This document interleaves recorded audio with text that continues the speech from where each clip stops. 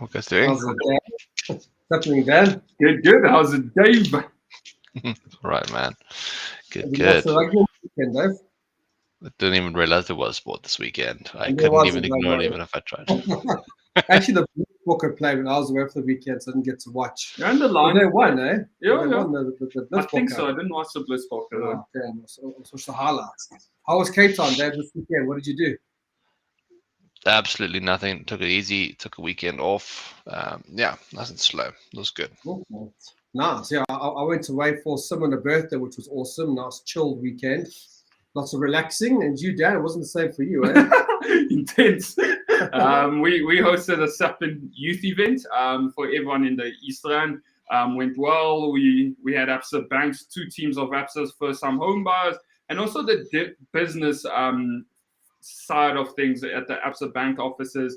It was awesome. Met around 40 entrepreneurs, and it was all around a step towards a shared vision for entrepreneurs, teaching them how to run sustainable businesses. I would say definitely a successful one. Really awesome. Good way to end the year, I'd say, hey, for all of the staff and youth members. Yeah, it's awesome. Seeing all the youngsters coming through, eh? Yeah. And I know Kashni in Cape Town had a very successful Sapin Women event out there in Cape Town. There's quite a few ladies that attended. So it's good to see that even though it's the end of the year and it seems like there is a lot of fatigue and people getting tired and wanting the year to end, as people are chilling, Sapin is ramping up. And there's still a few events happening this week, hey, Dave? Yeah, so we can run through our events quickly. Let me just quickly grab our link. So we got one event happening this week. It's pretty much it. It's true. You got your premier event on Wednesday, which is the 8th. Yeah. Where is it? Who's coming? It's professional intermediate members only. It's the last event for the year, which is exciting. Yeah, that's correct. It's for professional and intermediate members, happening Thursday evening from 6:30. And we'll do about up to 40 investors, Dave. And, I was saying to Daniel and Simone and the team, let's rather do more networking, have more fun at this event. So Marisha Robus is going to be coming. And what are we playing, Dan? Property bingo. Where's That's that going to be card? fun, huh? Yeah, so it's a bit of fun. I know Tal Africa, Dave, are giving us a 5,000 Rand gift voucher. So Marisha Robus has got this cool thing. We play for about 30, 40 minutes. And somebody will be winning a 5,000 Rand gift voucher from Tal Africa, as well as other prizes. And then, Dave, what I'm going to do Friday afternoon, it's just a small end-of-year thing for SAP and some of the coaches and some of the partners on Friday afternoon. And then Marisha has asked to put on a SAP and Women event on Saturday morning. She was meant to do it last week, but she asked if we can do it this Saturday instead. So all the women in Joburg, if you're interested in attending the SAP and Women event, please let us know. Dave has put the link in there, and maybe you just put the email address there as well for SAP and Women. So there's a couple events this week, and then we'll be done and dusted for 2022. Can you believe it? Jeez, it's crazy how time flies. It's crazy how time flies. Just a quick one on the get together this Friday. Are the Capetonians, do they also have to come? Yeah, David's going to come up as well. Yeah, no, I think the ATIC is another story, Dan. Yeah. So don't want the Capetonians, yeah. But yeah, everyone else is looking forward to meet all the other teams around the country, yeah. Joburg is the best, Dan. Yeah, weekly fight, weekly argument. I'm sorry, Drew, would you rather not have that event at a wine farm here in Cape Town? Actually, yeah, to be honest. But no, all good. I think let's see, he's joined us. I can see Yaku's there. Hey, Yaku's joined us. Yeah, Yaku's joined us. Len's joined us. Guys, if you are in the chat, say hello. This is the last one for the year. Really exciting. Maybe, Drew, well, we got a minute if everyone to respond. Big highlight for next year is obviously Investor of the Year 2023. Yeah. Everyone should start entering. It's going to be good. We got guys, so, this week. Yeah, no, definitely, David. It's a good point. The Investor of the Year is open, like you say, and we are now asking for people to enter. I'll be speaking to quite a few people, Dave, and we might get someone to enter this Thursday, by the way, at the Premier event, or just before the Premier event. But there are lots saying that they'll do their entry in January next year. So it is going to be the biggest topic moving forwards, because we say next year. Next year is a few weeks away. Yeah, literally. And then we say August. August seems like a long time away, but we do need to stop entrance around June, July time. So we've only got 6 months for people to enter. Yakurut says, this year has been a whirlwind. Absolutely, I think for everyone. Ronald, good to see you. Craig Parker, good to see you. If you have joined us, if you are new, this is the Coffee Chat with Andrew, Dave, and Dan, all about property.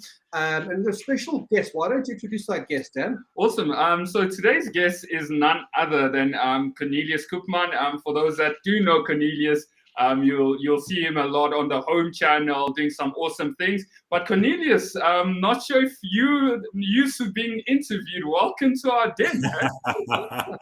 Daniel, Andrew, how are you doing? Now, I must say, it's quite daunting for me to be on the other side. I'm used to asking the questions, but hey, like they say, if we only grow once we're out of our comfort zones, hey?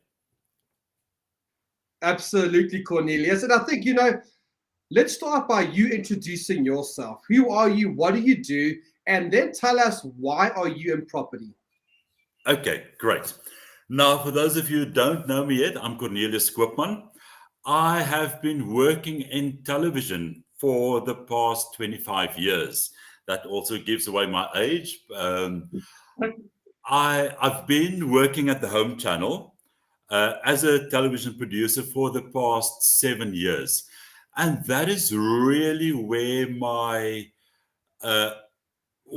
interest and understanding of the property industry started, because when I started at the Home Channel, I produced all the property related programs, and I remember doing the first few shows, interviewing a lot of property investors, going out around the country, Johannesburg, Durban, Cape Town, etc., interviewing property investors. And the one thing that stood out for me was, yeah, these people, all ages, races, male, female, and they are all creating wealth through property.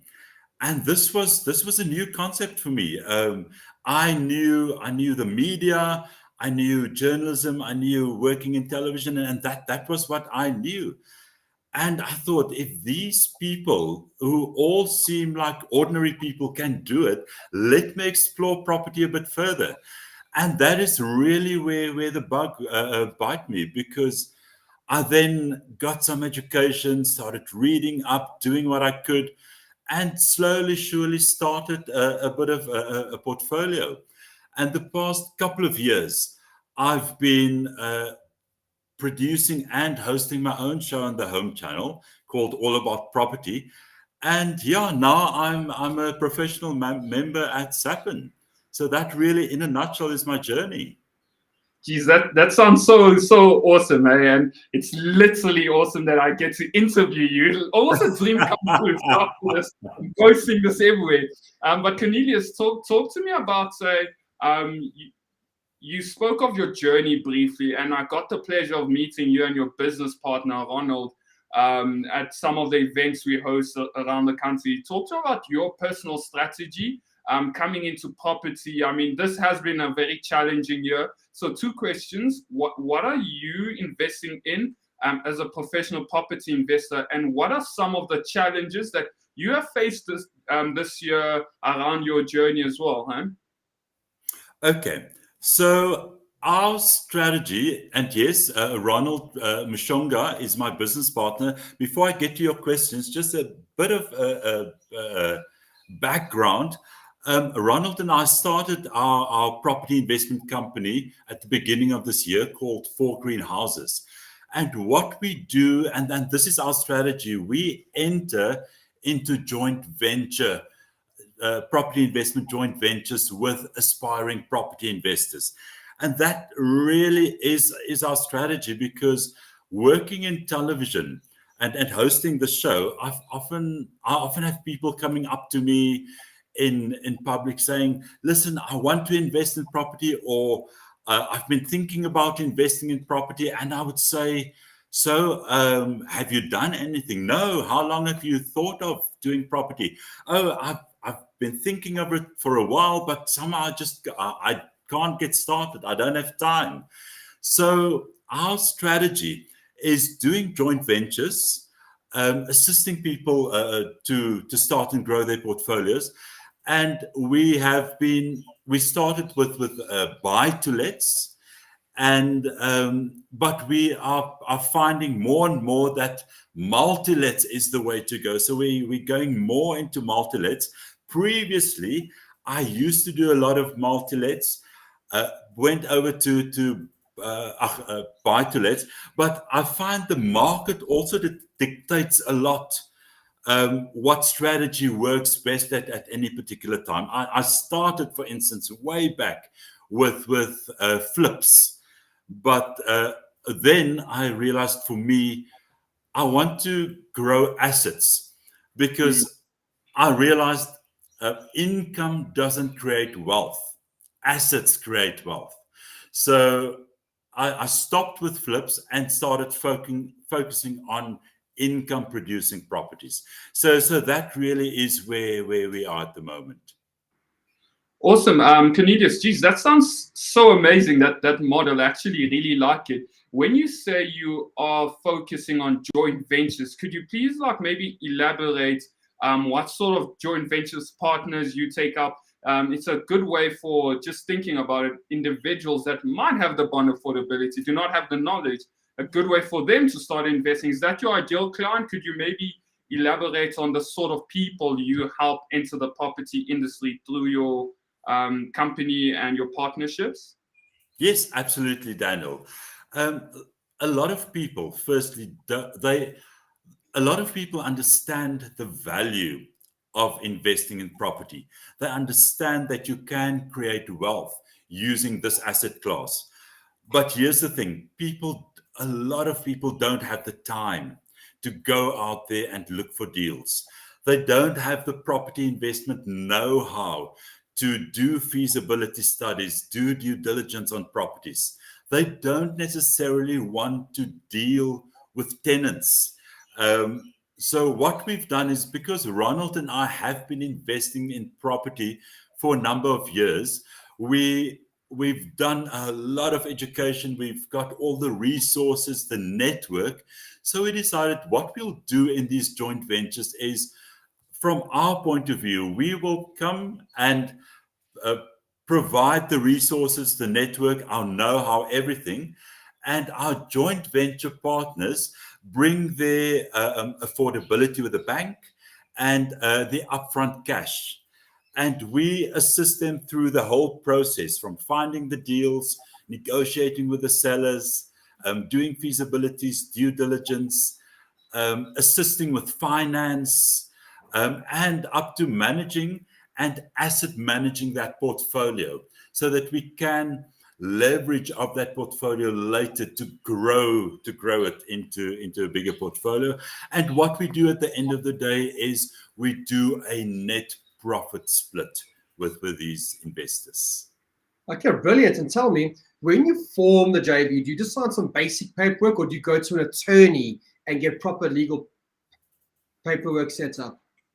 Well, you see, Andrew, this is a very, very important thing. And I think for anyone out there thinking of doing any form of joint venture in property investing, you have to do these type of things through an attorney, someone who understands, because as property investors, we don't always think of all the legal requirements that goes into a joint venture.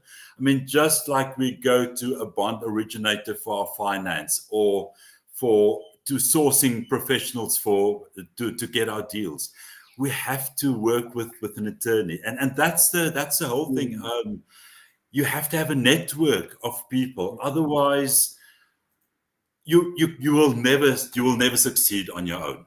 Because you as one single person, you will never be an expert in all the different areas that requires, or that will assist you in becoming successful in property investment. So we definitely use attorneys. Definitely, because I always say, Cornelius, expect the best, but plan for the worst. Getting together, forming a JV is great. Make sure you have the right contract, because when everything is going according to plan, everything is good. But when life happens and things change, and all of a sudden one party needs to exit or something goes wrong, it's that contract that you hold in your hand that dictates how the breakup will work. And that's why I've seen quite a few people go wrong in a JV when they don't have the right contracts in place, and when things do change, they start arguing how they get out. But JV is a very powerful way of doing business. You've just got to make sure you do it right. Now, what we're going to do, let's maybe jump to events for a second. And then when we come back, we're going to be asking you, what should we ask, Cornelius? Yeah, I think something I do want to know, Cornelius, this has been such an interesting year with interstates climbing, with different things, unexpected things going wrong. In my personal portfolio, I just wanted to find out maybe some of the lessons you learned on the joint ventures you're going in with some investors, some of the big wins, some of the lessons learned and challenges, everything. I think that's what I want to get through once you do go through events. Absolutely. So coming up this week, ladies and gents, it is the last week of events for 2022. I mean, how many events have we had this year, Dan? Jeez. Hundreds. But it's been very successful. We just finished our roadshow, and this Thursday evening is our premier event, which starts at 6:30 here in the Edenvale area for our professional and intermediate members. And we will be playing property bingo, won't we, Dan? Yeah, so it's such an awesome game. Marissa Robos played it at the Sappin Women's event. Apparently everyone's raving about it. Didn't get the chance to play it, but yeah, looking forward to that, huh? And Tal Africa will be giving away a 5,000 gift voucher as well as other prizes from our partners and sponsors. So if you are an intermediate or professional member, make sure you do book. We are upstairs, which means we are limited to 40 people, and it's going to be a Christmas theme, and it's just a lot of fun and networking. That's the last formal event of 2022. However, on Thursday, there will be a small Sappin get-together on Friday afternoon, as well as Sappin Women's last event, which was meant to happen last week, but the Sappin Women event is happening this Saturday morning between 8:30 and about 11:30. Again, Marisha Robus is heading that up, where they're going to have a bit of fun, and it's all about women in property here in Edenvale. So if you are a lady here in the Gauteng area and you want to join Sappin Women, reach out to us. The email address is then. You can click on the link that you see there in the comments box. So then we're done for the year, hey, Dan? Yeah, such a blessed year, a lot of ups and downs, like we said. But looking forward to the following year. But on the coffee chat right now, we have Cornelius. And if you have any sort of questions, this is your opportunity to finally get to interview Cornelius. But before we do take more of their questions, Cornelius, I maybe want to talk about some of the challenges you face, some of the risks you incur when you go and join ventures, and hey, lessons learned, Cornelius. Not sure which order you want to answer that question in. Okay, I'll start with big wins for me this year, and for us, for myself and Ronald. Now, personally, and I think a lot of people out there who are successful, not just property but in business. Everyone says, if you want to be successful in life, see how many other people you can help to become successful. And then success will automatically follow. And I've experienced this firsthand this year, since Ronald and I started 4 greenhouses. Because the big wins for us is we have managed to assist aspiring property investors who have never ever invested in property before. They've now the first few people that went into these JVs with us, they now all have their first properties. We've got an investor. We're now busy finalizing their 3rd deal in just this 1 year. So people who've never invested in property, they are now also in the property game, and they're well on their way to creating wealth for themselves and their families. So that for me is a big win, because we're not just creating wealth, we're changing lives. In terms of big lessons, and this is something that I want to share with everyone out there, no matter whether you're starting out or whether you've been in the game for a long time, this is just a reminder. Never, ever accept anything at face value. Don't let anyone say to you, oh, but the rent you can get at this place is 7.5, or oh no, we've got approved building plans. Don't worry.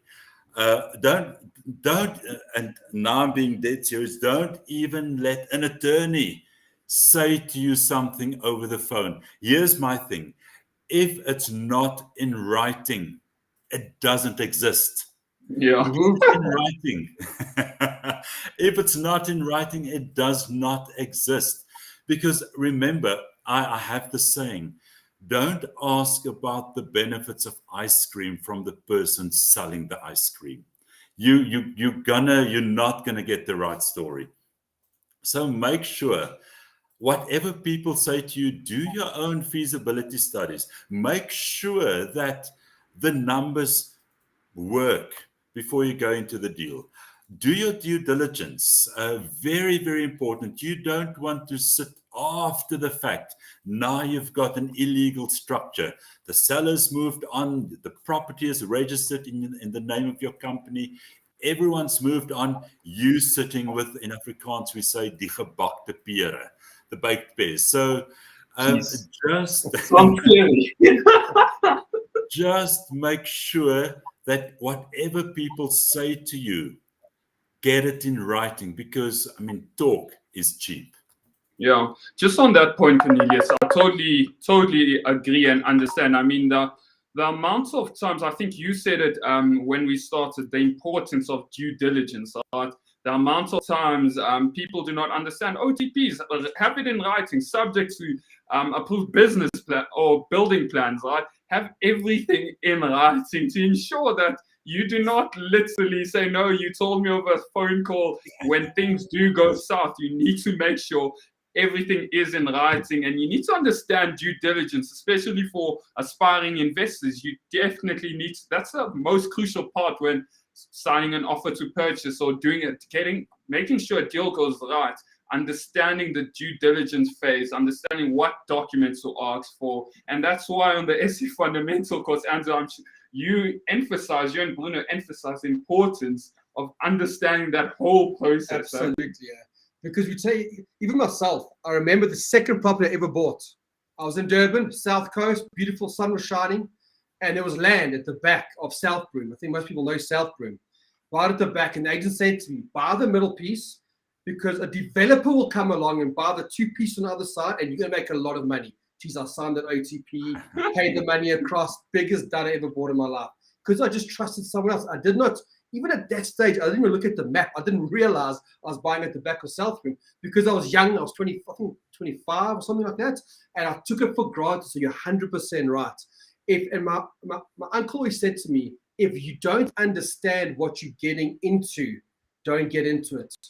Understand the due diligence, understand the responsibilities that you have. And that's why we always talk about SAP as a network. We talk about the fundamental course, learn the fundamentals and empower yourself, and then take that next leap. But Dan, I see quite a few comments coming through. I don't know if you want to show any of them. Yeah, definitely. I think the first one, Cornelius, is regarding your business with Ronald, your partnership. There is a question here that does ask, so what areas do you operate in for people that are interested in entering joint ventures with yourself? Well, our primary focus is Gauteng and Cape Town. We focus primarily in the residential property investment market, but we currently have investors from all over the country. One of our biggest investors is based in a small mining town in the Northern Cape. So investors are from all over South Africa, but the reason we focus on Gauteng and Cape Town is these are the urban areas. These are the areas that we understand the best, because like you also mentioned, Andrew, don't venture into anything that you don't understand. This is where Ronald and I invest ourselves So whilst we're doing these joint ventures, we still have our own property investment portfolios. So yes, so to answer that, Gauteng meaning Johannesburg, Pretoria, and Gauteng predominantly for cash flow properties. And I know now I'll probably be shot now by a few people because a lot of people say don't invest for capital growth. And I totally agree. Make sure you've got enough cash flow properties. And, I always say invest like an Egyptian. If that's your pyramid, your foundation must be strong. And your foundation should be cash flow properties. And then as you go up with your pyramid, have like for every few cash flow properties, feel free to go and explore a capital growth property. And with capital growth, we invest in Cape Town exclusively because personally, I found that strategy does not work in Gauteng. Yeah. And if you can't get both, why not? Easier said than done. Absolutely. Andrew, I believe life does not have to be an or. It's not this or that. Life can be an and. You can have this and that and that. Yes. Just be clear on what is it that you want out of life. And then go for it all. If it makes sense, go for it. Definitely, 100%. And Dan, I see there's a comment here from Kosi. You can read some of it. It had to do with rentals, eh? Yeah, I think so. She says, hello, I'm hoping to learn from this chat. I would love to invest in property, but I'm struggling to get tenants in one of my properties. I have 2 properties and the other one is on the market, though the agent, and it's been 2 years now, but no feedback from the agents. Let's see, no feedback from the agents. I'm willing to attend any events to enhance my knowledge on how this property thing works. I'm sure, Andrew, there's bits and pieces we can take out, like attending events, but regarding the management or finding of tenants, I think that's where preferential would come in, huh? Yeah, so I think it's one of the solutions, but I mean, it worries me when you say your property's been in the market for 2 years now, and a property still hasn't sold. The rule of thumb, if your property does not sell or you don't get an offer within 14 days, there's a problem. You priced the property too high, or there's something really wrong with that property or that area. But the rule of thumb is when I'm flipping a property or I'm speaking to someone selling a property, if the property's been priced at the right price and there's nothing really wrong with that property or the area, you should be getting an offer. It's a rule of thumb. And I totally agree with you. I mean, so how many events have you attended now with us? It's been a few, eh? Like Cornelius? Yes. I've been to about 3 events, and I know there's one coming up now on the 8th as well. Correct. And tell me, did you get anything out of those events? Any education, any networking? Absolutely. Andrew, here's the thing. Clarity is power, number one. And we don't know what we don't know. 100%. And attending events opens your eyes to things you might not necessarily have considered before. And I mean, some of the big takeaways that from the events are buy-to-lets at the moment are really suffering in this economy, and we found that on the ground we realized that it's not the best market to cash flow from buy-to-lets, but going to the events and having the experts confirming whether you're on the right track or not is great. The other thing is meeting up with people. I mean, at one of your events, we met Nkululeko, who is a town planner, who is now starting to do great work with him. We want to get him involved with a lot of our multi-lets in the new year, because again, with multi-lets, the due diligence list is from A to Z. And again, they say your network equals your net worth. And just in the short few events that we've attended with Sapin has already added so much value. And yes, I could kick myself for not joining SAPN earlier. But you know what they say? The best time to plant a tree was 10 years ago. The second best time is today.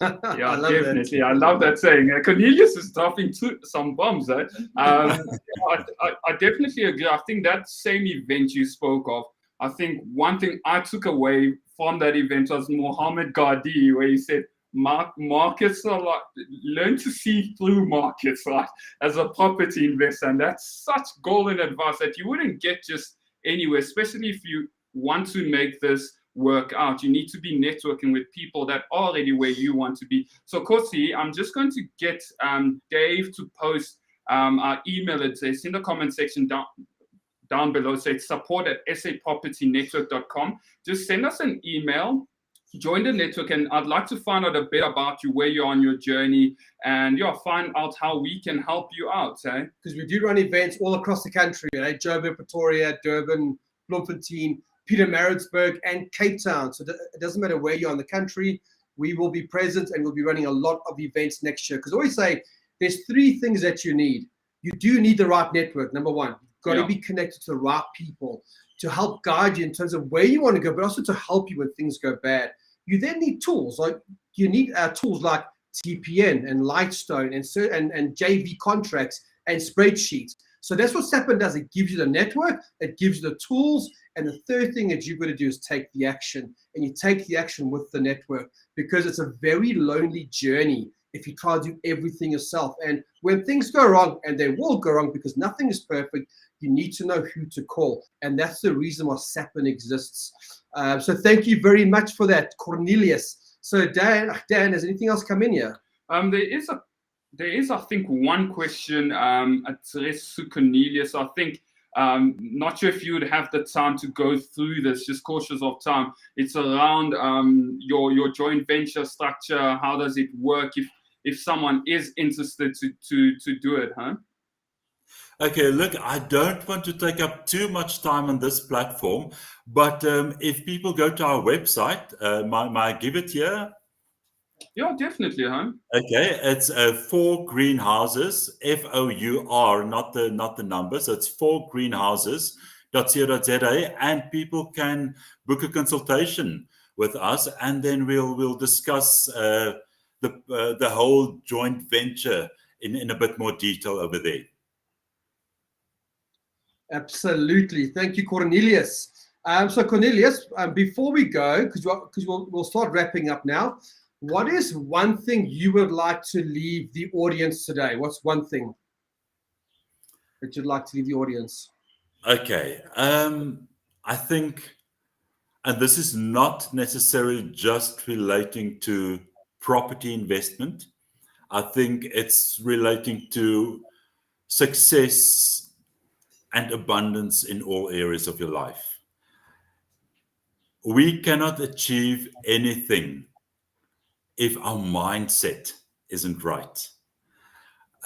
We cannot achieve abundance with a scarcity mindset. And also, don't be scared to take chances in life. The people who take the chances are the people who become successful, provided you make calculated decisions. But ultimately, have the right mindset. Remember, abundance is the default setting.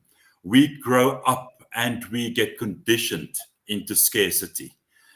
But if we know that we are part of an abundant universe, and if we go out there and whatever we do it with the right mindset.